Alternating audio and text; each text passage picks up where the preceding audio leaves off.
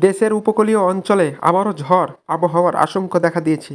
বঙ্গোপসাগরে ঘিরে দৃষ্ট বিরূপ পরিস্থিতির কারণে আজ দক্ষিণ অথবা দক্ষিণ পূর্ব দিক থেকে 40 থেকে 60 কিলোমিটার বেগে ঝড় হাওয়া সহ বৃষ্টি ও বজ্রপাত বৃষ্টি হতে পারে বলে জানিয়েছেন বাংলাদেশ আবহাওয়া অধিদপ্তরের ঝড় সতর্কীকরণ কেন্দ্র।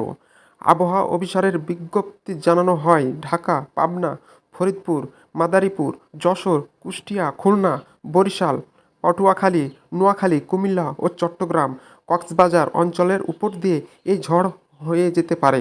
তাই এসব এলাকার নদী বন্দর সমূহকে 2 নম্বর সতর্কতা সংকেত দেখিয়ে যেতে বলা হয়েছে। এছাড়াও দেশের অন্যান্য এলাকায় দক্ষিণ অথবা দক্ষিণ পূর্ব দিক থেকে ঘন্টায় 45 থেকে 60 কিলোমিটার বেগে দমকা অথবা ঝড় হাওয়ার সঙ্গে বৃষ্টি বা বজ্রবৃষ্টি হওয়ার সম্ভাবনা হয়ে রয়েছে। এসব অঞ্চলের নদী বন্দর সমূহকে 1 নম্বর সতর্কতা সংকেত দেখাতে বলা হয়েছে।